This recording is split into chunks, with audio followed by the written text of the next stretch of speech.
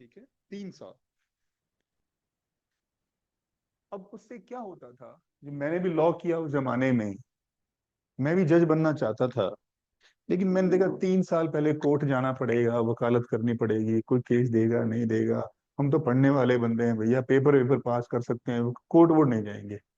इस चक्कर में मैं डिसइंटरेस्टेड हो गया, मैंने छोड़ ही दिया, मैंने जज बनना ही नहीं है। तो जितने अच्छे पढ़ने वाले टाइप लोग होते थे, वो जज नहीं बनते थे, क्योंकि बीच में 3 साल का एक प्रैक्टिस का मैंडेटरी जरूरी पीरियड डाल दिया उन्होंने, कि प्रैक्टिस करनी जरूरी है। उससे जो अच्छे बच्चे टाइप थे पढ़ने वाले, वो जुडिशरी में नहीं आ रहे थे। तो 2003 में सुप्रीम कोर्ट ने एक कमेटी बनाई।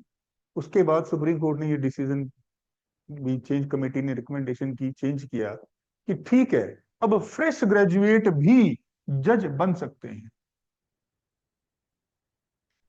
फ्रेश ग्रेजुएट, फ्रेश ग्रेजुएट का मतलब 5 ईयर लॉ जो बच्चा करता है, वो अराउंड 21-22 साल में एलएलबी कर लेता है, अगले साल पेपर दिया, 22-23 साल में यंग लड़की वो जज बन गई, 22 साल की। आप 21-22 की हो, अब तनीषा जज की कुर्सी पे बैठी है, तो छोटी लगेगी।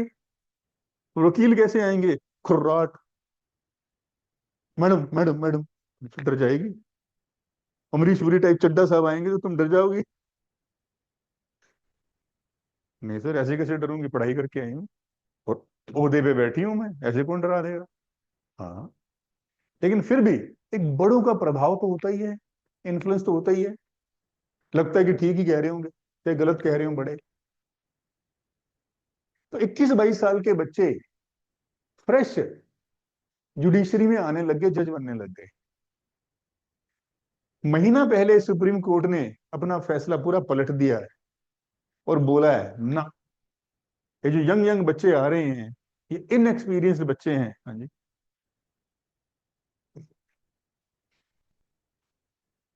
इनएक्सपीरियंस्ड बच्चे हैं, इनको कोर्ट की वर्किंग का कुछ नहीं पता। ये तो यूनिवर्सिटी में पढ़े, पीयू में पढ़ रहे थे, स्टूडेंट सेंटर में बैठ रहे, दोस्तों कॉफी शॉफी पी रहे थे, पेपर दिया, जज बन गए। और प्रोसीजर्स इनको पता ही नहीं है, कोर्ट के तौर तरीके। इसलिए 3 साल की मैंडेटरी कंडीशन वो लगाते हैं, फिर लगा दी। इससे क्या हुआ, जितने 5 ईयर लॉ कॉलेजेस थे, जो बच्चे 12th के बाद लॉ करते थे इसलिए कि मैं जल्दी से जज का एग्जाम दे दूंगी, मैं जज बन जाऊंगी, और पेरेंट्स चाहते थे खासतौर पर गर्ल्स को कि ठीक है जुडिशरी में निकल जाना, बढ़िया है, लॉ कर ले, लॉ की डिग्री भी अच्छी है, तो जज बन जाना। अब वो सारे लॉ कॉलेज बंद हो गए। अब बच्चे कहते हैं हमने लॉ करने ही नहीं। भी 12वीं के बाद 5 साल की लॉ होती है, 12th के बाद, ये भी समझो, 12th के बाद जो लॉ होती है 5 ईयर्स होती है, उसको BA LLB बोलते हैं, या BCom LLB, उसको 5 ईयर्स लॉ बोलते हैं। सुनो सुनो सुनो बेटा, समझो, राइट। 5 साल की, 3 साल कूलिंग ऑफ पीरियड है, 3 साल प्रैक्टिस करनी पड़ेगी, उसके बाद तुम जज बनोगे। और कोई जरूरी नहीं है बनते ही तुम जज बन जाओ, पेपर निकले ना निकले, साल आगे पीछे, तो 9-10 साल का प्रोजेक्ट हो गया। 12वीं के बाद जिसने जज बनना है, को 10 साल इंतजार करना पड़ेगा। वो बोले भैया रहने दे, मैं तो कुछ और ही कर लूंगा।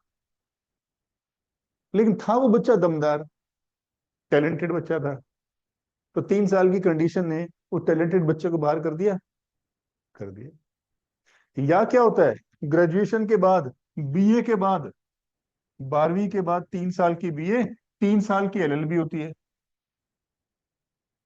और 3 साल कोर्ट की प्रैक्टिस के हो गए। ये कितने लग गए, 9 साल। 12वीं के बाद, BA के बाद भी LLB होती है, मैंने भी LLB की, मैंने BA के बाद की है। हमारे जमाने में 5 ईयर लॉ नहीं होती थी, तो 9 साल लग गए। उसके एक आधे साल का पेपर निकलेगा, पास होगा, फिर देना पड़ेगा, तो 11-12 साल का प्रोजेक्ट हो गया। तो मैं तो BA करते ही सोचा छोड़, मैं IAS की तैयारी कर लेता हूँ, मैं LLB के चक्कर में पड़ता ही नहीं। ऐसे ही करेंगे सब लोग। ये समझो पैटर्न। ये क्वेश्चन भी आ सकता है इस बार, इसके क्या इफेक्ट्स हैं। भाई ये जो जुडिशरी ने, सुप्रीम कोर्ट ने 3 साल की कंडीशन फिर से लगा दी है, इसका क्या असर पड़ेगा जुडिशियल सिस्टम पे? इसका ये असर पड़ेगा, एक तो फ्रेश बच्चे नहीं आएंगे, पढ़ने वाले बच्चे नहीं आएंगे, है ना। 3 साल के दौरान तो 3 साल प्रैक्टिस जो कर रहा है इस उम्मीद में कि मैंने आगे जज का पेपर देने ना, वो प्रैक्टिस अच्छे से कर पाएगा। फिर 3 साल की प्रैक्टिस के दौरान वो पेट कहाँ से पालेगा? तो नया नया वकील है, उसको तो बुरा हाल है, केस कोई देता नहीं है उसको। फिर उसने पढ़ाई भी करनी है, पेपर की तैयारी भी करनी है, साथ प्रैक्टिस भी करनी है, दोनों को साथ कैसे लेके चलेगा वो? तो मुश्किल हो जाएगा काम। तो ये तो आप टैलेंट खराब ही कर रहे हो सारा। हाँ, इस पर भी क्वेश्चन बनता है, बहुत लंबे आर्टिकल्स आए हैं इस पे। मैं डिटेल में ही पढ़ाऊंगा आपको ये सब बातें थोड़ा और। 1 2 महीने बाद ना आप और मेच्योर हो जाओगे इन चीजों को समझने के लिए, फिर मैं इसी टॉपिक को डिटेल में पढ़ाऊंगा। राइट।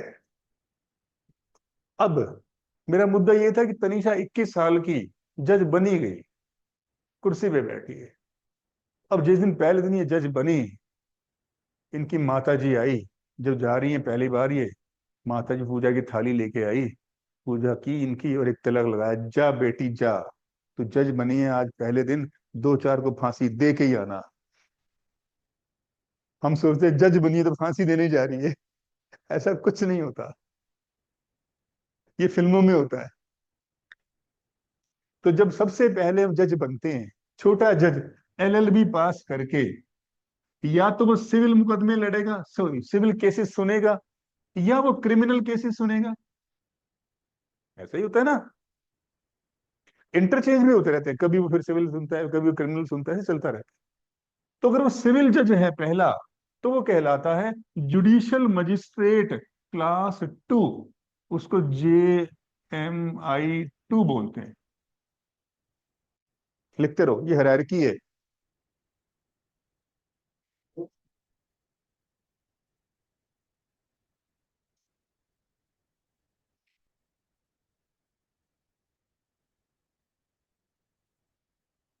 सॉरी मैं उल्टा बता रहा हूँ, इसको आप क्रिमिनल कर लो, इसको सिविल कर लो।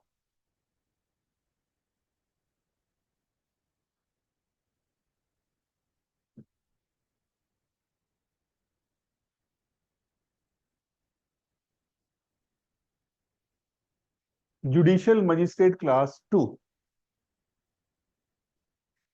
तो जिस दिन आप पहली बार जज बन के जा रही हो, आप जुडिशियल मजिस्ट्रेट क्लास 2 कहलाओगी। और कैसे मुकदमे सुनोगी जाके जज की कुर्सी पे बैठ के?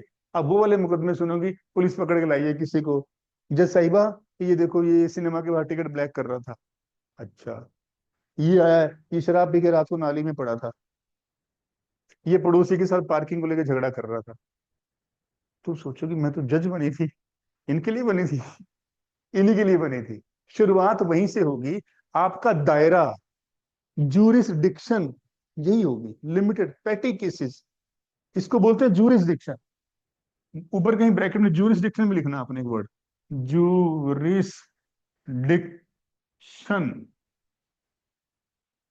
ब्रैकेट में लिखो extent of power, extent of power, शक्ति की सीमा, है दायरा, दायरा जूरिसडिक्शन।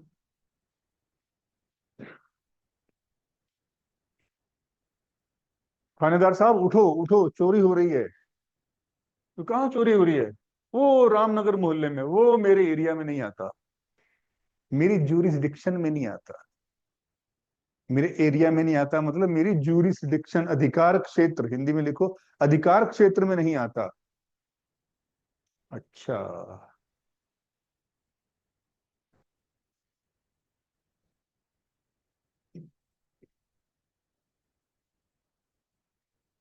ये जो स्टेट ऑफ पावर है, ये केसेस पे डिपेंडेंट किया तो उससे केसेस मिले या किस एरिया में आपको केसेस मिले। दोनों तरह का होता है, आगे बताता हूँ, इसी को डिस्कस करेंगे, पूरा जूरिसडिक्शन को डिस्कस करूंगा अभी मैं। दोनों तरह के होते हैं। तो क्रिमिनल मामले जो सुनेगा वो JMI 2 कहलाएगा, थप्पड़ चट्टू टाइप मामले। फिर थोड़ा सीनियर हो जाएगा, 2 4 साल बाद वो JMI क्लास 1 हो जाएगा। फिर वो ऐसे मामले सुन सकता है जिसमें 2 साल की सजा हो। रात को इसी दूसरों के घर में घुस गया, चोरी करते हुए पकड़ा गया, 2 साल की सजा, JMI 1, जुडिशियल मजिस्ट्रेट क्लास 1। फिर थोड़ा और सीनियर हो जाएगा, वो बन जाएगा ए sorry, CJM, chief judicial magistrate, CJM chief judicial magistrate.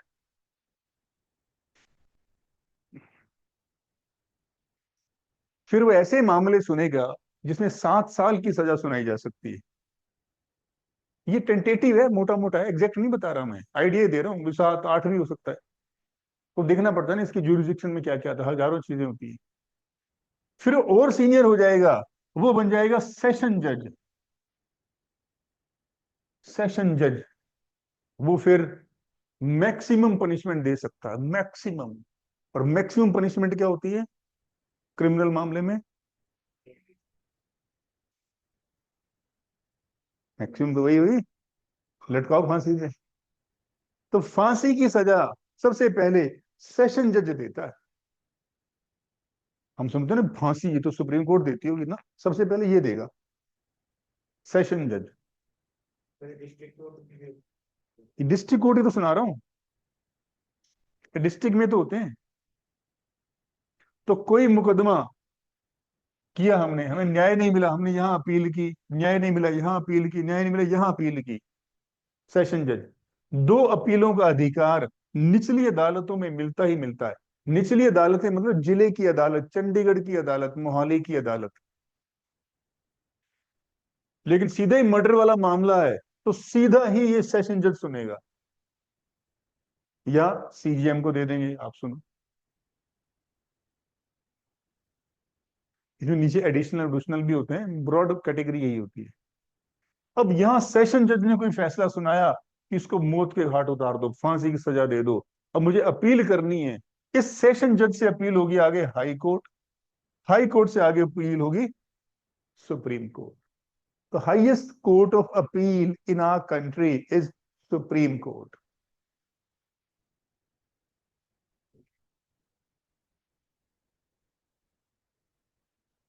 Himachal के जितने भी डिस्ट्रिक्ट्स हैं उनमें ये होगा।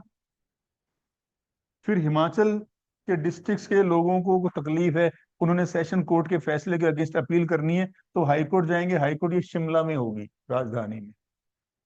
पंजाब एंड हरियाणा के डिस्ट्रिक्ट जितने भी हैं उनकी एक ही हाई कोर्ट बना रखी है, Punjab and Haryana high court, Chandigarh. और फिर सभी हाई कोर्ट्स से अपील फाइनली सुप्रीम कोर्ट में आएगी। सुप्रीम कोर्ट ने भी बोला भैया लटकेगा फांसी पे तू, फिर लटकेगा, फिर कहीं नहीं जा सकता, उसको मरना ही मरना है। लेकिन राजस्थान का हाईकोर्ट तो जोधपुर में है, वो तो कैपिटल में नहीं है। वो बेंच है बेटा, बेंच है जोधपुर में, सुनाऊंगा आगे। स्मार्ट गर्ल, वो बेंच होती है, आगे सुनाऊंगा। पीठ होती है, खंडपीठ। चिंता मत करो, मुझे सब पता है आपको, मैंने क्या क्या बताना है, धीरे धीरे बताऊंगा, ग्रेजुअली, है ना। नहीं तो कंफ्यूज हो जाओगे। अब अब आओ सिविल मामले में। जब वही जज सिविल मामले सुनेगा वो कहलाएगा सिविल जज जूनियर डिवीजन।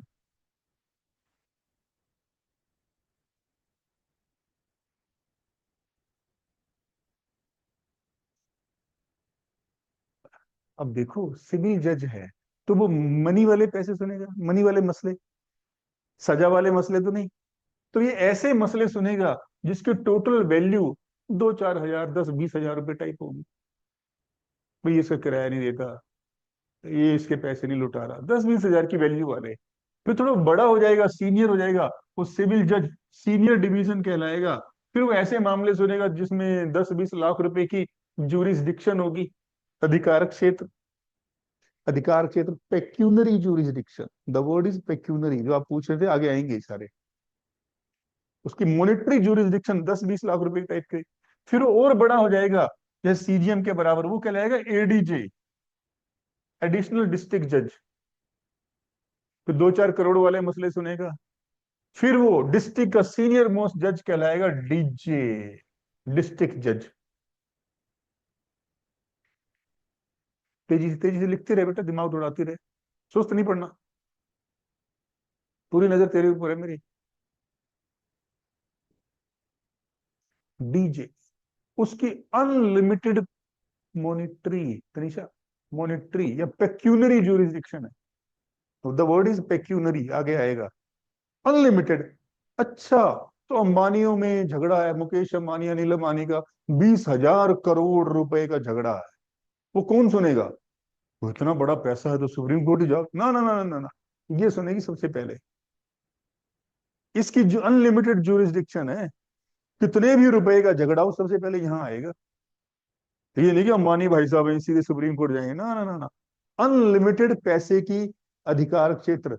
पैसा मतलब झगड़ा, पैसा कितने रुपए का झगड़ा है, तो 20,000 करोड़ रुपए का झगड़ा भी है, वो सबसे पहले डिस्ट्रिक्ट जज ही सुनेंगे। वहां न्याय नहीं मिला, तसल्ली नहीं हुई, फिर मैं आऊंगा अपील में हाई कोर्ट। हाई कोर्ट ने तसल्ली नहीं हुई, फिर जाएगा सुप्रीम कोर्ट। सुप्रीम कोर्ट ने भी बोल दिया भैया ये सारी प्रॉपर्टी तो अनिल अंबानी की है, इसको दे दो, देनी पड़ेगी अब तो।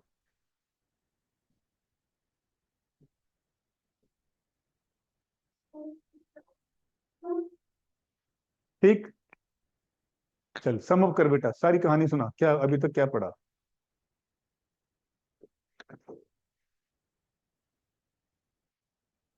ऐसे सुना दे कहानी, कहानी सुना दे, कहानी कहानी। हाँ ऐसे ऐसे था, आज हमने पढ़ा, घर जाके पापा पूछेंगे क्या पढ़ के आई, इतनी दूर गई, गर्मी में परेशान हुई, क्या पढ़ के आई? तो तुम बताओ कि पापा आज मैंने पढ़ा, क्या पढ़ा?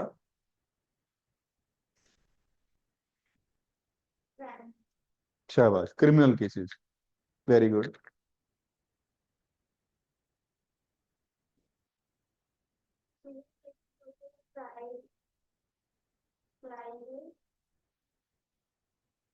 पढ़ के नहीं बेटा, पढ़ना तो बाद में रिवीजन के लिए है।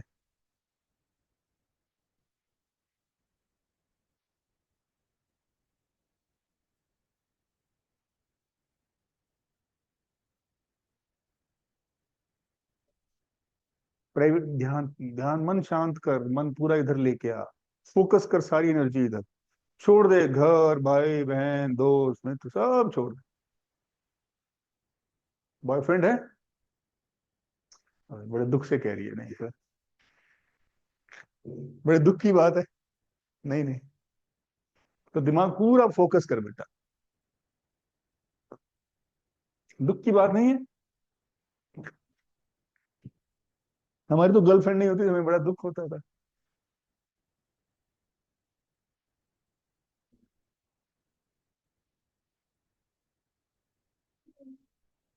हाँ, इसको देख के कुछ नहीं है बेटा, जो मैंने बता दिया खोपड़ी में चले जाना चाहिए।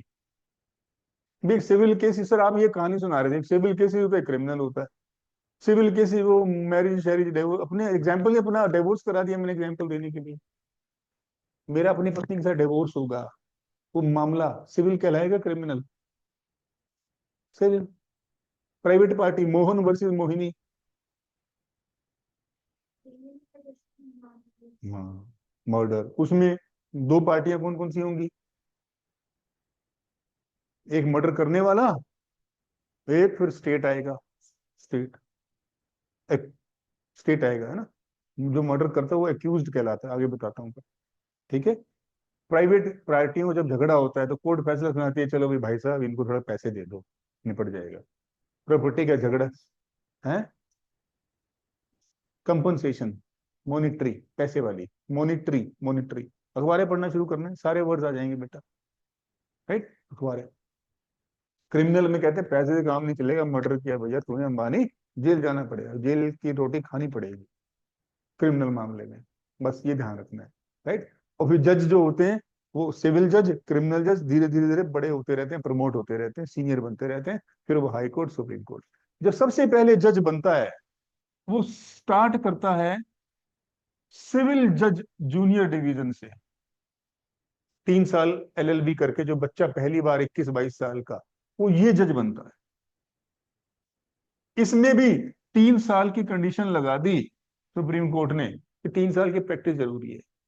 दूसरी जगह एंट्री होती है उसकी एडीजे में, सीधे एडीजे बन सकते हैं। उसके लिए 7 साल कोर्ट में प्रैक्टिस जरूरी है, 7 साल वो वकील रहा हो, केस वेस लड़े हो, मुकदमे लड़े हो, तब तुम एडीजे का पेपर दे सकते हो भैया। एलिजिबिलिटी है, क्वालिफिकेशन।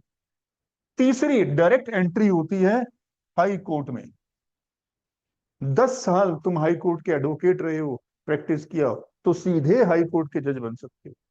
चौथी एंट्री होती है सीधी सुप्रीम कोर्ट में।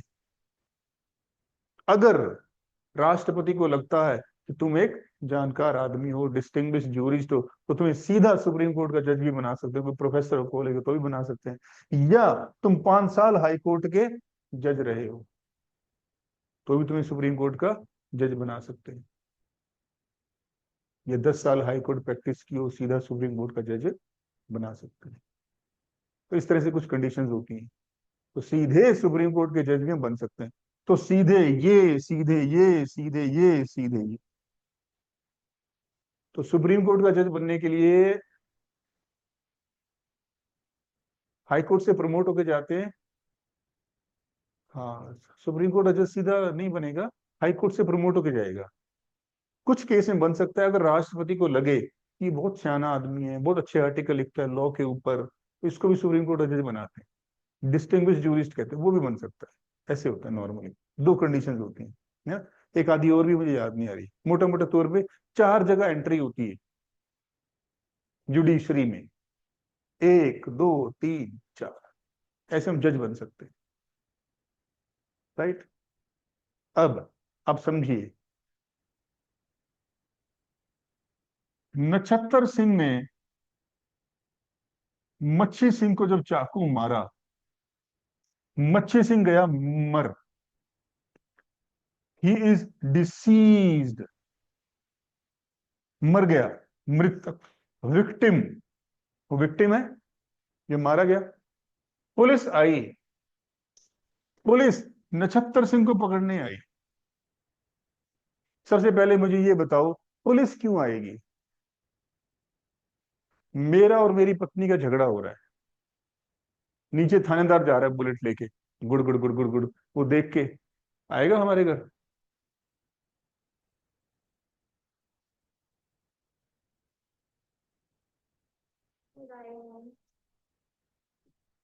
तो मेरी बीवी मुझे कह रही है तुम किसी काम के नहीं हो, तुम निकम्मे हो, तुम ये हो, तुम वो हो। मैं अपनी बीवी को कह रहा हूँ तुम किसी काम की नहीं हो, तुम्हें खाना बनाने नहीं आता, ये नहीं आता। तो थानेदार जा रहा है, गुड़ गुड़ गुड़ गुड़, लड़ाई हो रही है, वो आएगा हमारे घर? नहीं आएगा। आप अभी तो कहते आएगा। शाबाश। ज्यादा लड़ाई का क्या मतलब है?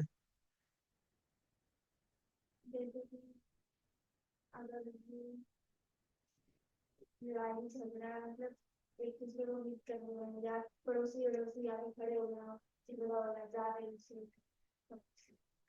अगर मेरी वाइफ बोलती है मैं अब तुझे मारूंगी, थानेदार नीचे जा रहा है, वो भागा भागा आएगा, भैया तो क्राइम होने वाला है। इससे पहले क्या था, वो सिविल झगड़े थे, हस्बैंड वाइफ के झगड़े, मुझे डिवोर्स दे दो, मैं डिवोर्स नहीं दूंगी, ये नहीं देंगी, वो नहीं। तो सिविल मामलों में पुलिस का कुछ लेना देना नहीं है। सिविल मामलों में पुलिस का कुछ लेना देना नहीं है। क्राइम में पुलिस सीन में आती है। तो क्योंकि जैसे ही नक्षत्र सिंह ने मर्डर किया, पुलिस सीन में आएगी। क्यों? पुलिस स्टेट की एजेंसी है, स्टेट की तो एजेंसी है। स्टेट क्या है? पुलिस स्टेट ही तो है। स्टेट कहाँ है? सब जगह है। कहाँ है? वो जो पुलिस आ रही है वो स्टेट ही तो है। अलग अलग रूप हैं स्टेट के, सरकार के। कोई बिजली बोर्ड का डिपार्टमेंट है, वो भी स्टेट है। हेल्थ डिपार्टमेंट, वो भी स्टेट है। लॉ एंड ऑर्डर वाली पुलिस, वो भी तो स्टेट ही तो है, गवर्नमेंट का पार्ट है। तो गवर्नमेंट आ जाएगी, गवर्नमेंट आते ही इसको अरेस्ट करेगी। इससे पहले, अरेस्ट करने से पहले एक एफआईआर लिखी जाएगी। इसको फर्स्ट इंफॉर्मेशन रिपोर्ट कहते हैं। FIR, first information report. उसका मतलब क्या होता है? इसका मतलब है प्रथम दृष्टया रिपोर्ट। इसका मतलब ये नहीं होता कि नक्षत्र सिंह ने मर्डर किया है। इसका मतलब होता है मैं जा रहा था, मिस्टर एक्स जा रहे थे, एक्स ने देखा। थानेदार बोला क्या देखा? मैं जा रहा था, मैंने देखा नक्षत्र सिंह मच्छी सिंह को कह रहा था आज मैं तुझे नहीं छोड़ूंगा, नहीं छोड़ूंगा। मच्छी सिंह कहता तू आ जा, तू आ जा। नक्षत्र सिंह गया अपने घर में, भागा भागा, और ये बड़ा चाकू निकाल के लाया, और ये चाकू इसके अंदर डिचुम डिचुम डिचुम डिचुम, ये मैंने देखा। और अब देखो नक्षत्र सिंह पड़ा है नीचे, खून हम खून हुआ। मैंने तो ये देखा है। ये इंफॉर्मेशन दे रहा है, वो ये नहीं कह रहा इसी ने मर्डर किया, मर्डर किया नहीं किया, कोर्ट का काम है तय करना। वो तो इन्फॉर्म कर रहा है कि मैंने ये देखा। That is FIR। FIR किसी को गुनाहगार साबित नहीं करती है। FIR तो इन्फॉर्मेशन देती है जी मैंने तो ये देखा, जी देखो मैं तो जा रहा था, इसने पत्थर फेंका, इसने ये फेंका, इसने वो फेंका, वो फेंका, आगे तुम फैसला करो। That is FIR। तो FIR होगी तभी पुलिस कोई एक्शन लेती है। कुछ केसेस में बिना FIR के भी एक्शन लेती है। और थानेदार जा रहा है, बीवी गन निकाल रही है, थानेदार ये थोड़ी बोलेगा कोई FIR तो कराओ फिर मैं आऊं। ऐसा नहीं होगा ना। वो अपने आप से नोटिस ले लेगा। Notice, cognizance, cognisable offence. कब नोटिस लेगा? भाई मैंने कुछ ना किया तो मर्डर ही हो जाएगा, है ना। लेकिन हस्बैंड वाइफ की तू मैं हो रही है, तू मैं हो रही है, वाइफ कहती है मैं मारूंगी बेलन, तो भी हस्बैंड थानेदार कह रहे हैं, कोई बात नहीं, रूटीन की बात है, बेलन बोलन चल जाएगा, ये इतना भी सीरियस नहीं है। लेकिन वो गन निकाल लेगी तो सीरियस है, कॉग्निजेबल ऑफेंस। कॉग्निजेंस लेना पड़ेगा, नोटिस लेना पड़ेगा, नीचे लिखो कॉग्निजेबल ऑफेंस, लिख लो कॉग्निजेबल।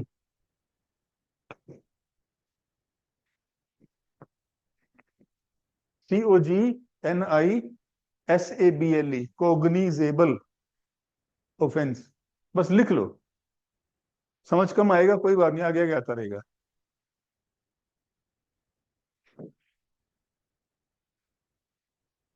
तो पुलिस ने नक्षत्र सिंह को अरेस्ट किया, अरेस्ट करके थाने में ले गई। नाउ नक्षत्र Singh has become accused. Accused का मतलब होता है जिसके ऊपर एक्यूजेशन है, उंगली उठाइए, तनिषा उंगली उठाइए, एक्यूजेशन। अभी हिंदी में इसको बोलते हैं मुलजिम, नॉट मुजरिम। प्रूव नहीं हुआ है, नक्षत्र सिंह कहता नहीं मैंने कुछ ही नहीं किया है, पुलिस उसको पकड़ के ले गई है। ये तो कोर्ट में प्रूव होगा कि उसने मर्डर किया कि नहीं किया है, राइट। अभी वो बन गया एक्यूज्ड, एक्यूज।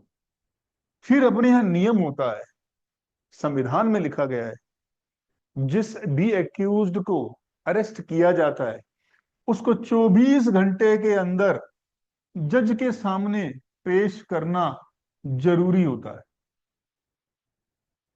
24 घंटे में। ऐसा किस लिए?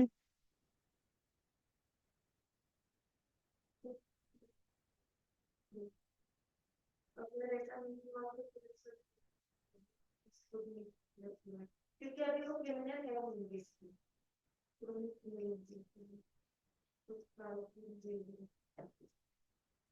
बिल्कुल।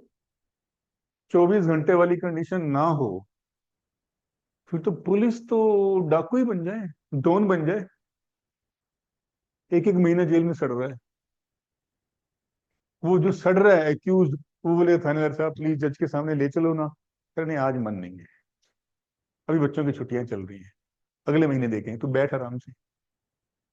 तो उसकी पर्सनल लिबर्टी, आजादी, स्वतंत्रता खतरे में पड़ गई। और संविधान क्या कहता है?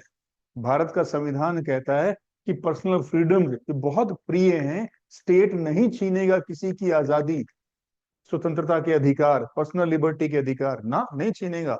इसीलिए कानून व्यवस्था बनाए रखने के लिए अगर आपको लगता है इसने कोई क्राइम किया, आपने उसको अरेस्ट किया, तो 24 घंटे के अंदर जज के सामने लेकर जज तय करेगा, जुडिशियल माइंड अप्लाई होगा इसके अरेस्ट के ऊपर। जज के सामने गए, जज ने पूछा हाँ भी नक्षत्र सिंह मार दिया बंदा, मर्डर किया है, do you plead guilty, guilty हो? नक्षत्र सिंह कहता नहीं नहीं सर मैंने कुछ नहीं किया, मैं तो कुछ नहीं किया, या मैंने मच्छी सिंह को नहीं मारा। अच्छा। जज कहता है हाँ भाई तुम तो कह रहे हो इसने बंदा मारा है। सर इसने मारा है, पुलिस बोल रही है, थानेदार बोल रहा है। जज क्या बोलेगा? थानेदार साहब आप नहीं बोल सकते कोर्ट में, कोर्ट में कौन बोलेगा? वकील। ना ना ना ना, वकील। कोर्ट में बोलना किसका काम है जज के सामने? वकील। और कौन सा वकील है? जो क्या साबित करने लगा है? जो पुलिस की मदद करने आया है, स्टेट की मदद करने आया है, स्टेट का साथी है, जो ये प्रूव करना चाहता है कि यस इस एक्यूज ने ही मर्डर किया है।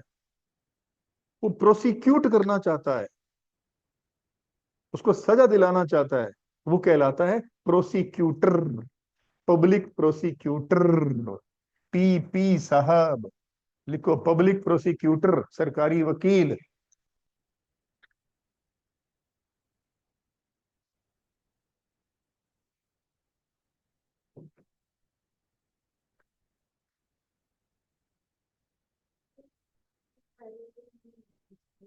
कर सकते हैं। सरकारी स्टेट की आगे स्टोरी सुनाऊंगा, चिंता मत करो, इनके हाल क्या होते हैं बताऊंगा आपको। ये सरकारी है, तो सरकारी तो सरकारी होते हैं। वो बैठा है तो। अब जिसके घर का कोई आदमी मरा है, समझो मच्छी सिंह का मर्डर हुआ, मच्छी सिंह के बच्चे क्या चाहेंगे? एक्यूज को फांसी मिले। फांसी दिलवानी किसने है? दिलवानी, देनी नहीं।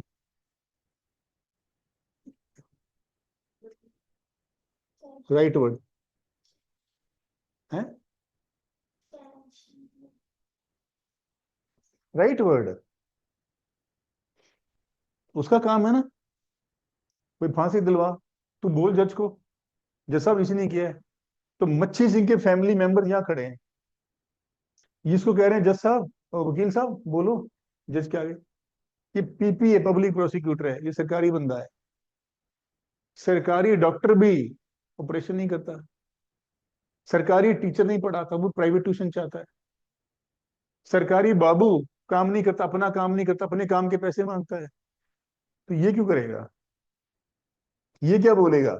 हाँ हाँ, जज साहब को सब पता है, कर लेंगे अपने आप। भाई साहब आप किस लिए हो, सरकार से सैलरी किस लिए लेते हो? हाँ मैंने समझा दिया। पीपी साहब, लो, जज साहब बंदे को। अब पीपी साहब खड़े हो गए, अब सरकारी वकील खड़ा हो गया, क्योंकि उसकी जेब गर्म हो गई, पहिए लग गए उसको। अब जब ये अगर, कई बार ये भी होता है ये बंदा सरकारी पेपर दे के आया है, सिफारिशों से आया है। अब मच्छी सिंह, उसकी फैमिली, ये सॉलिड लोग हैं, ये बिलियनियर्स हैं, ये इसके भरोसे रहते ही नहीं। वो कहते तू रहने दे, तू सरकारी बंदा है, तेरे को कुछ नहीं आता जाता। हम यहाँ खड़ा करेंगे अपना वकील राम जेठमलानी, खुर्राट वकील, एक बार आने के 1 करोड़ रुपए लेगा। आपने पिक्चर नहीं देखी, जोली एलएलबी भैया? तो ये सरकारी वकील को साइड में करके अपना प्राइवेट वकील खड़ा कर सकते हैं, कर सकते हैं। एक, एक, दो, दो, चार, चार, 10, 10, 20, 20, 50, जितने मर्जी खड़े कर लो। ये इसको दिक्कत होगी ना? ये खुश है, कोई अच्छी बात है, करो, तुम ही कर लो काम। मेरा काम तुम ही कर रहे हो, सरकारी वकील का काम प्राइवेट वाले कर रहे हैं। सरकारी डॉक्टर, सरकारी टीचर के पास हम गए कि जी बच्चा हमारा पढ़ता नहीं, आपकी क्लास में आ रहा है 2 साल से, कुछ आता जाता नहीं, इसकी प्राइवेट ट्यूशन लगा दें बाहर। बोले हाँ अच्छी बात है, लगा दो। वो ये नहीं बोले नहीं मैं पढ़ा दूंगा, बोले नहीं मैं बाहर लगा लो, अच्छी बात है। तो ये बहाल यहाँ है पीपी साहब का। राइट। अब जज साहब ने पूछा कि भैया accused Nakshatra Singh, do you plead guilty? Nakshatra Singh says no, no my lord. If he says yes my lord I plead guilty, मैं अपनी गलती मानता हूं, मैंने मर्डर किया है, तो जज क्या बोलेगा? ठीक है जा 10 साल सजा काट, शुरू कर। मुकदमा ही नहीं है। मुकदमा कब शुरू होगा? जब वो बोलेगा ना मैंने कुछ नहीं किया, पुलिस मुझे गलत पकड़ के लाई है। अब साबित करना पड़ेगा। तो जज पूछेगा हाँ जी बताओ वकील साहब, पीपी साहब, पब्लिक प्रोसिक्यूटर, इसने क्या गड़बड़ की? पीपी बोलेगा माय लॉर्ड, ये नक्षत्र सिंह है, इसने मच्छी सिंह को मारा है, ये विटनेस है, इसने एफआईआर लिखवाई है। हाँ भाई विटनेस तू बता क्या कहता है? विटनेस कह रही जब मैं गया मैंने देखा नक्षत्र सिंह मच्छी सिंह के ऊपर था, और उस चाकू था उसके हाथ में, वो कह रहा था मैं तुझे नहीं छोड़ूंगा, नहीं छोड़ूंगा, मार रहा ऐसे कर रहा था, मैंने ये देखा। हाँ भाई नक्षत्र सिंह तू बता चाकू मार रहा था? अब बर्डन ऑफ प्रूफ शिफ्ट हो रहा है, तू प्रूव कर, बर्डन ऑफ प्रूफ। इसने तो प्रूव कर दिया चाकू मार रहा था, ये रहा चाकू। अब नक्षत्र सिंह से पूछेंगे हाँ चाकू मार रहा था? हाँ सर मार रहा था माय लॉर्ड, मैं मार रहा था, पर वो चाकू नकली है। थिएटर में करते हैं डुचू डुचू वाला टाइप चाकू है, डुचू डुचू डुचू। ये देखो ये नकली, ये प्लास्टिक का चाकू है। हम दोनों तो नाटक में इकट्ठा प्ले करते थे। ये मच्छी सिंह मेरा एक रोल प्ले कर रहा था, जिसे मच्छी सिंह को मर जाना था, मैंने चाकू मारना था। और ये खून माय लॉर्ड बकरे का है। अच्छा, इसको कैसे पता लगे? ऐसे तो पता नहीं लगता खून बकरे का आदमी कैसे। लैब में लेके जाओ, लैब में रिपोर्ट आएगी 3 महीने में। तब तक केस को एडजर्न करते हैं, पोस्टपोन करते हैं, तारीख डाल देते हैं, तारीख नेक्स्ट डेट पे आना, तुम सब आना नेक्स्ट डेट पे। जब इसकी रिपोर्ट भी आ जाएगी, ब्लड की रिपोर्ट आ जाएगी, राइट? ऐसे तारीख, अगली बार तारीख आई, ब्लड रिपोर्ट आ गई, तो विटनेस कहाँ है जी, बुलाओ कि विटनेस के आज घर में ना गीता का पाठ है, वो आज नहीं आ पाएगा। अच्छा चलो 6 महीने बाद आ जाना। अब मच्छी सिंह की फैमिली देख रही है, अच्छा 6 महीने और लटक गए, ये इसको कब फांसी मिलेगी। 6 महीने बाद फिर आए, 6 महीने बाद कोई और गड़बड़ हो गई। जज साहब कहते हैं आज मेरे पेट में दर्द है। 6 महीने बाद की डेट। तो मच्छी सिंह की फैमिली क्या बोलेगी, माय लॉर्ड तारीख पे तारीख, तारीख पे तारीख, डेट पे डेट, डेट पे डेट, एडजर्नमेंट पे एडजर्नमेंट, एडजर्नमेंट पे एडजर्नमेंट। केस लटकता गया, एडजर्नमेंट एडजर्नमेंट, तारीख तारीख। जस्टिस डिले होती गई, delay delay. Justice delayed is justice denied. 10 साल बाद न्याय मिला तो क्या मिला? अब मच्छी सिंह वैसे ही मरने वाला था, कब्र में उसके पैर थे। अब तुम कहते हो उसको 10 साल की सजा, इसने जीने 10 दिन है। अब क्या सजा दी? न्याय तो उस टाइम मिलता तब मजे थे, तब हमें भी तसल्ली होती, है ना? हाँ जी, अब पूछो। तो मैं पूछ रहा जैसे जो कि विजय मर्डर की केस है, तो जब तक टाइम पीरियड आगे करते रहते हैं वो जेल में रहते हैं या बेल पे बाहर? हाँ सुनाता हूँ, ठीक है। अब नछत्तर सिंह जो कि एक्यूज्ड है, जिसके ऊपर मुकदमा चल रहा है, पीपी साहब चीख चीख के कह रहे हैं इसी ने मर्डर किया है, इसी ने मर्डर किया है। क्या पीपी साहब की ड्यूटी है ये साबित करना कि इसी ने मर्डर किया है? ये पीपी साहब ये भी कह सकते हैं नहीं नहीं माय लॉर्ड ये तो इनोसेंट है, शरीफ है। ये जो एक्यूज्ड है ये शरीफ है, नछत्तर सिंह। क्या सरकारी वकील ऐसा भी बोल सकता है?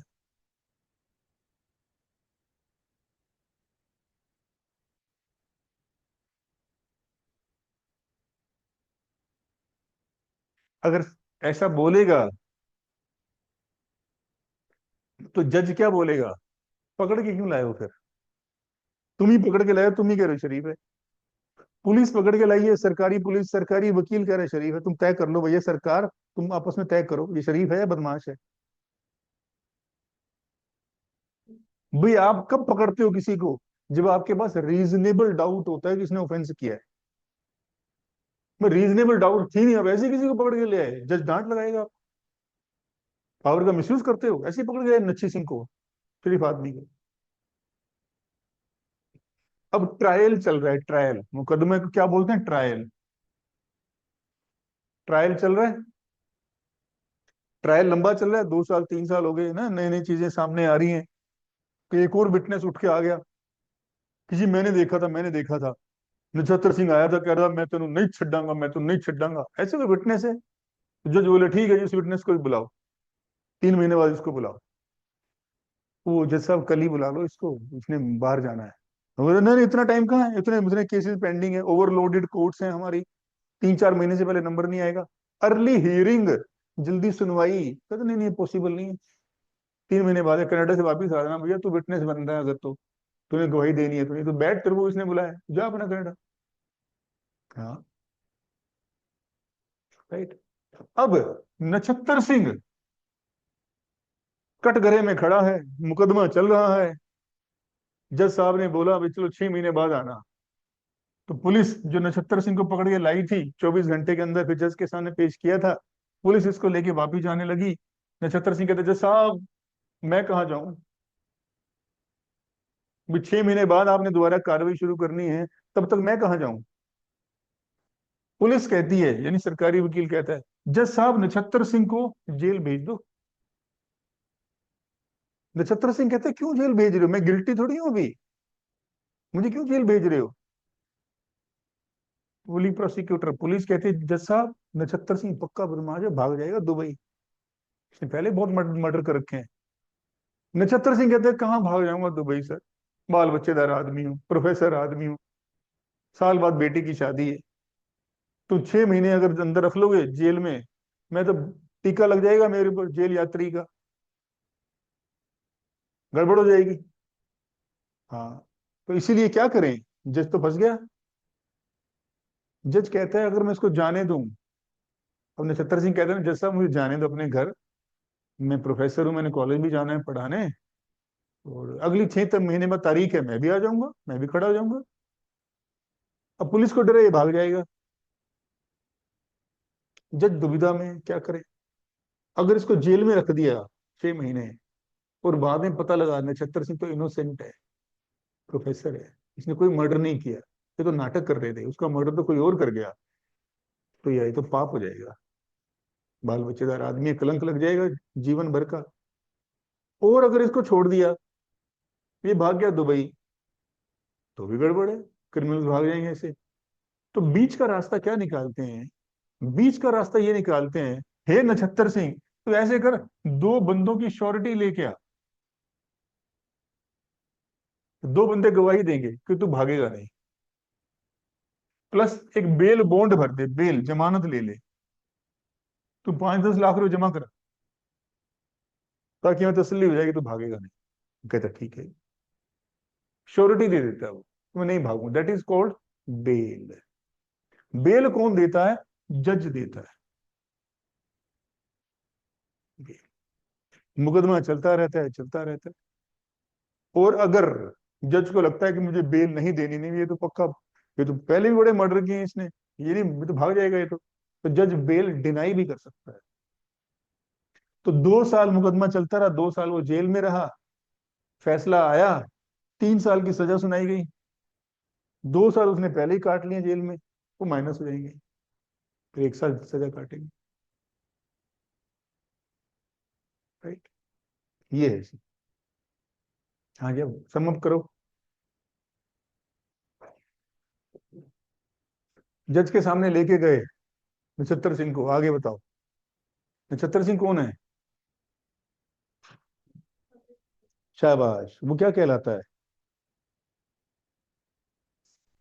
एक्यूज्ड। नीचे लिखो एक्यूज्ड, नीचे फिर से शुरू करो, मैं लिखवाता हूँ। Accused is the person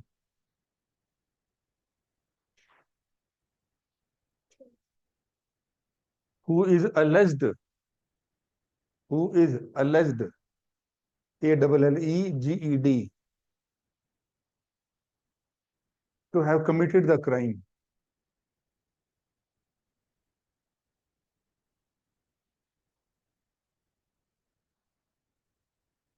Hindi में लिखो, जिस पर इल्जाम है।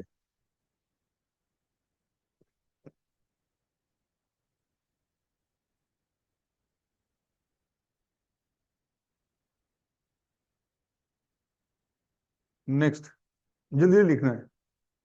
नेक्स्ट लिखो पब्लिक प्रोसिक्यूटर,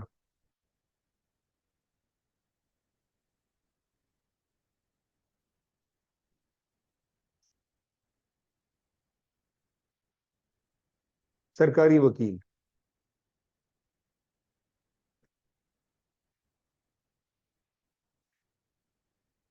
नेक्स्ट लिखो ट्रायल, TRIAL, ट्रायल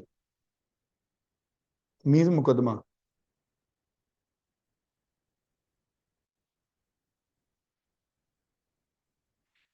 अब सारे ट्रायल के बाद जज साहब ने बोला कि यस, इसी ने मर्डर किया है, तो अक्यूज्ड बिकम्स कन्विक्ट।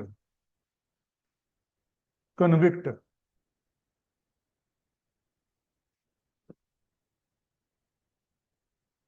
उसकी हो जाती है कन्विक्शन। कन्विक्ट, कन्विक्शन, कन्विक्ट मतलब जिसने गुनाह किया है, दोषी, दोषी। और अगर कोर्ट बोलते नहीं इसने कुछ नहीं किया, ये शरीफ आदमी है, जाओ अपने घर, तुम्हें बाइज्जत बरी किया जाता है, वो हो जाता है एक्विट, और उसका हो जाता है एक्विटल। बाइज्जत बरी।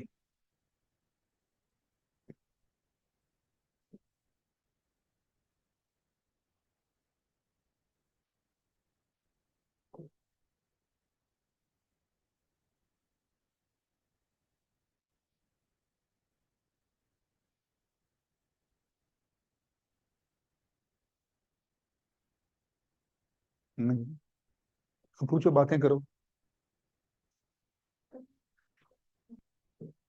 कैसे एविडेंस मिला जो कि उसको नॉर्थ ही बताता है जो accused है उसको, और इस फ्रॉड को भी इसने एक्चुअली कनेक्ट किया है। तो वो नहीं बोल सकता है उसको कंप्लीट करना। बोल सकते हैं, कोई बात नहीं, ऐसी कोई बड़ी बात नहीं है कि हमसे गलती हुई है। पुलिस भी बोल सकती है हमसे गलती हुई है देखने में, कोई ऐसी बड़ी बात नहीं है। पर वो कन्फेस कर रहे हैं कि हमसे गलती हुई है, तो सर अगर जेन्युइन गलती हुई है।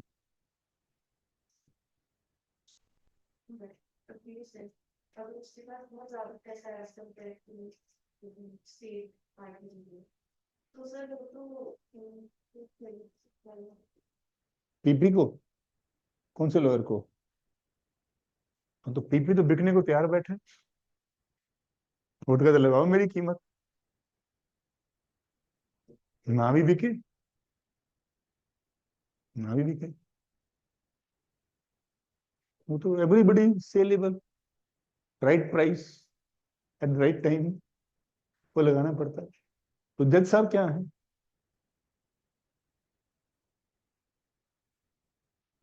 न्यायमूर्ति, न्याय की मूर्ति। जज साहब के नाम पे भी लोग पैसा लेते हैं, तुम्हें सजा नहीं होगी, मुझे दो पैसा, मैं कर लूंगा जज साहब से बात। वो तो सिस्टम की कमियां है ना, सिस्टम की गलतियां हैं। पहले हम तरीका समझ रहे हैं कि है क्या, तो उसकी कमियां समझेंगे कि एक्चुअल में क्या है। ये तो प्रैक्टिकल नहीं है ना, तो थ्योरेटिकल चीजें टाइप है। फिर प्रैक्टिकल क्या होता है, गड़बड़े कहाँ होती हैं, वो धीरे धीरे हमें समझ आएंगी। प्लेटिंग क्या होता है? प्लेंटिव होता है सिविल मामलों में जो आदमी मुकदमा दायर करता है, प्लेंट दायर करता है। प्लेंट का मतलब होता है याचिका टाइप, कुछ भी अपनी एप्लीकेशन टाइप। तो प्लेंटिव होता है सिविल मामलों में,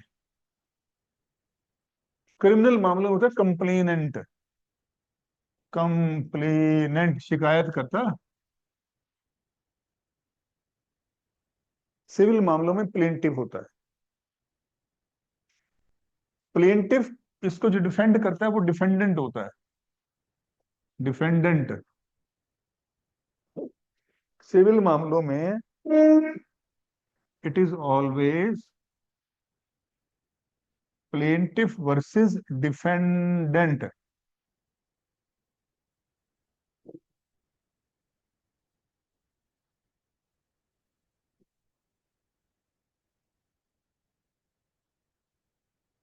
सिविल मैटर्स,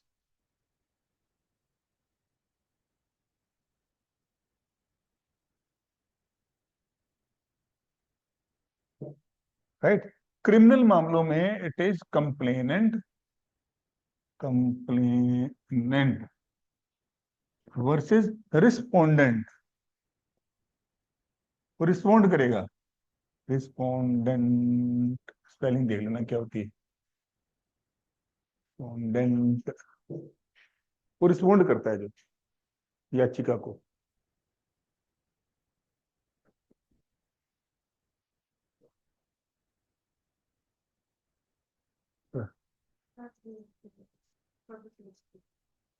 ना, हम और इस कॉन्टेक्स्ट में ना, वो डिपेंड करता है। कंप्लेनेंट स्टेट भी हो सकता है, प्राइवेट इंडिविजुअल भी हो सकता है, वो कंप्लेंट करता है ना, स्टेट उसके साथ जुड़ जाता है फिर। तो कंप्लेनेंट कंप्लेंट की उसने नक्षत्र सिंह के खिलाफ, है ना, तो कंप्लेनेंट फिर पीछे के स्टेट के साथ मुकदमा चल पड़ेगा उसका, स्टेट ऑफ पंजाब वर्सेस नक्षत्र सिंह, ऐसे चलता है। खूब रीडिंग करोगे ना चीजें, फिर अपने आप धीरे धीरे समझ आएंगी। केस होता है वो डायरेक्टली डिस्ट्रिक्ट कोर्ट से पे जाना है, कुछ केसेस ऐसे होते हैं सीधा हाई कोर्ट में जा सकते जो सीधे हाई कोर्ट सुप्रीम कोर्ट जाए तो खतरनाक केस होने चाहिए, तगड़े।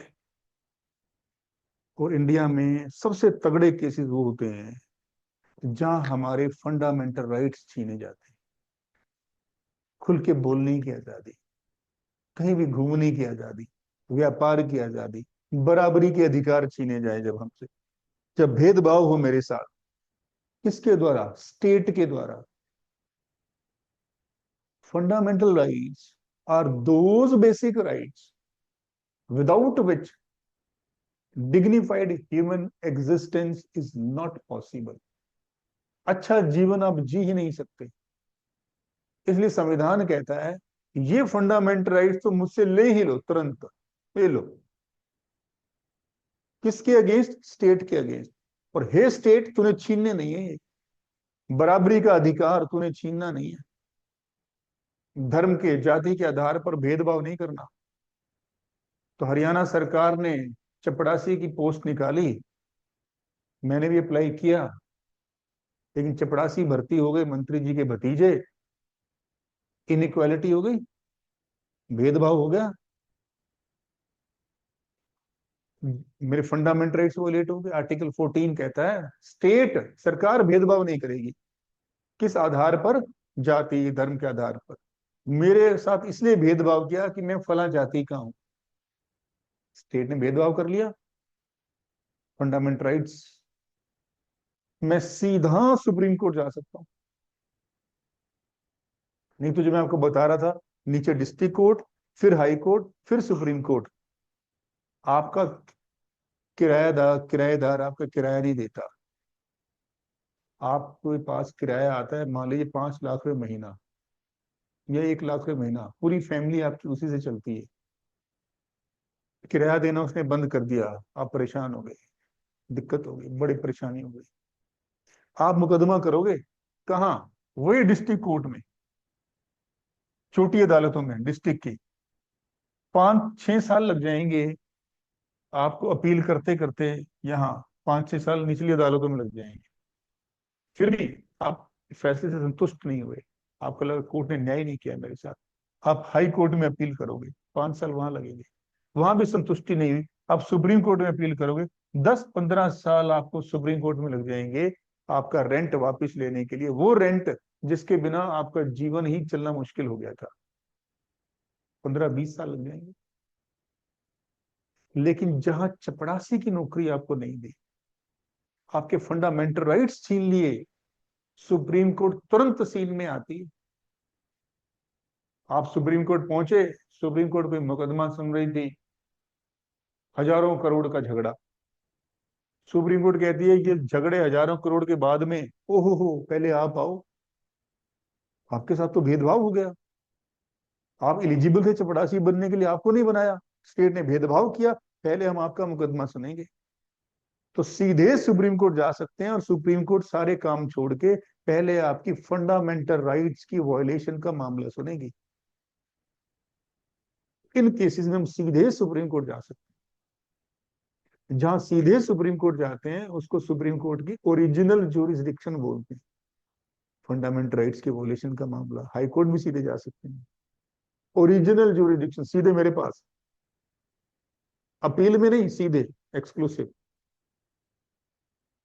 ऐसे और भी मामले होते हैं, आगे ये बताऊं, जहां सीधे सुप्रीम कोर्ट जा सकते हैं जो बहुत इंपॉर्टेंट इश्यूज हो, इंपॉर्टेंट मैटर।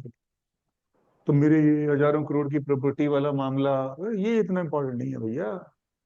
चपड़ासी नहीं लगाया, सर लेकिन भेदभाव किया, वो जैसे इम्पोर्टेंट है। एग्जाम, कोई भी कॉम्पिटिटिव एग्जाम है तो उसमें बोलते हैं कि जैसे जनरल की जो मेरिट सीट है वो इतने पे लगेगी, एससी की इससे ज्यादा पे लगती है, एसटी की इससे ज्यादा पे लगती है, ये भी तो इनइक्वालिटी है अब। बेटा तेरी बात साफ नहीं सुनती मुझे, तू मन में सवाल रखती चल, आगे आगे तेरे सारे सवाल सोल्व होते रहेंगे, क्वेरीज ना, फिर कोई ना हो है। हाँ ठीक है, आगे पढ़ेंगे बेटा, आगे पढ़ेंगे, समझाऊंगा सारा। वो अलग मुद्दा हो जाएगा, पूरा रिजर्वेशन को डिस्कस करेंगे हम। आगे आएंगी सारी बातें, चिंता मत करो, अभी तो बेसिक बेसिक है, शुरुआत है।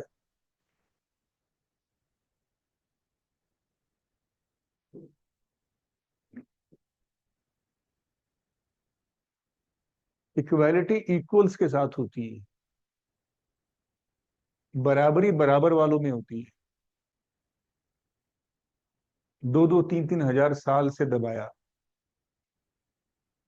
घर गांव के बाहर बनाए, तुम फलानी जाति, तुम फलानी जाति, तुम छूना ना,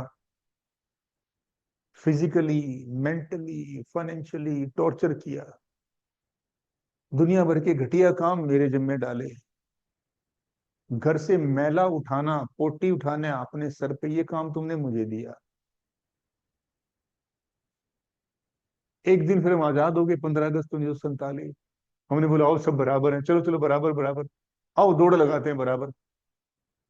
मैंने बोला मैं कहाँ बराबर हूँ, 2000 साल से दबा रहे हो मुझे, आज तुम बोलते हो बराबर, आओ बराबर दौड़ लगाएं, आओ तुम भी पेपर दो मैं भी पेपर दूं।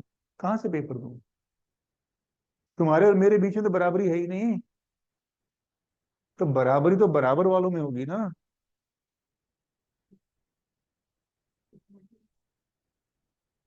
तो बराबरी तो बराबर वालों में होगी। 10 साल के सर बच्चे लेकिन की दौड़। इसमें तो एक मिनट जो सुन जैसे नेशन बेटा, है उस जो आवाज ऐसी। तेरी आवाज साफ नहीं आती बेटा, मैं तेरा आइडिया समझ गया, उस पर 4 बातें सुन ले, इसको पूरा फिर डिस्कस करेंगे, उसको पूरा फिर डिस्कस करेंगे, मैं आपकी बात समझ गया। आप फोन से क्लास लगाते हो ना, आवाज उतनी साफ नहीं आती। 10 साल के बच्चे की दौड़ 20 साल के जवान के साथ लगाएं, बराबरी है। तुम क्या बोलते हैं 10 साल के बच्चे को, तू एक राउंड लगाना, ये भैया 20 साल वाले 2 राउंड लगाएंगे, देखते हैं कौन जीतता है। 20 साल वाले जवान को 2 राउंड लगाने पड़ेंगे, 10 साल वाले बच्चे को 1 राउंड लगाना पड़ेगा। अब देखते हैं, अब शायद थोड़े बराबर आए हो आप, अब देखते हैं कौन जीतता है। थोड़ी रिलैक्सेशन दे दी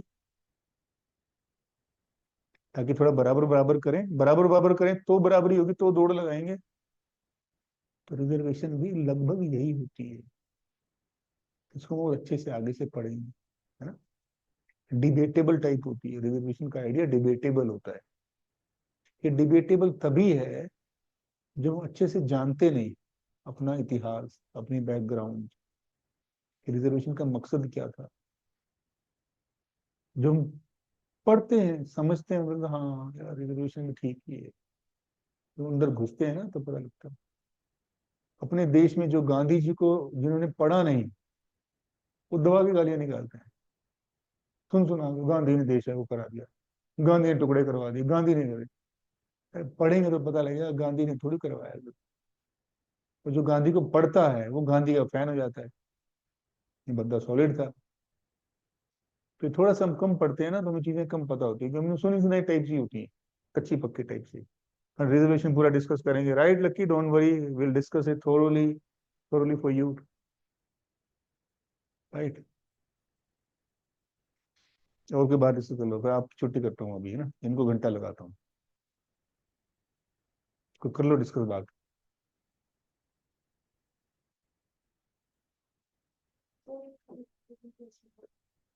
अगर जैसे तो जो नॉन वेरिएबल प्रिंसिपल्स होते हैं, जिस वाले भी इसमें सारे के मतलब प्रिंसिपल्स नॉन वेरिएबल ही होने चाहिए, क्योंकि अगर मान लो किसी ने चोरी करी, ज्यादा चोरी करी, काम करें और फिर तो चोरी तो बैंक वाली चोरी कह लो, यहाँ से आते तुम यहाँ से निकली, बाय बाय करते गई, मुझे ये जेब में डाल लिया, वो भी चोरी है। वहां से मतलब कोई भी चोरी कर ली और उसके बाद उसकी अर्निंग भी छह महीने बाद है, देर होगा, बहुत चीजें फिर चीजें और उसने ना की हुई तो वो चोर है नहीं, उसको गलत फंसा दिया, वो तो बैंक रोबरी देख रहा था, मजे आ रहे हैं, लूटो लूटो, उसको भी ले गए अंदर। वो तो समोसे लेने आया था घर में बच्चों के लिए, बेटियां इंतजार करी पापा समोसे खाने हैं, वो तो समोसे हाथ में लिए हुए था। वो चोर भाग रहे, भागते गड्डी उसकी तरफ फेंकी, मुझे मजे आ गई गड्डी, वो गड्डी समोसे की उसमें गिरी जाके। जब तक वो निकाल पाता पुलिस ने देख लिया, गड्डी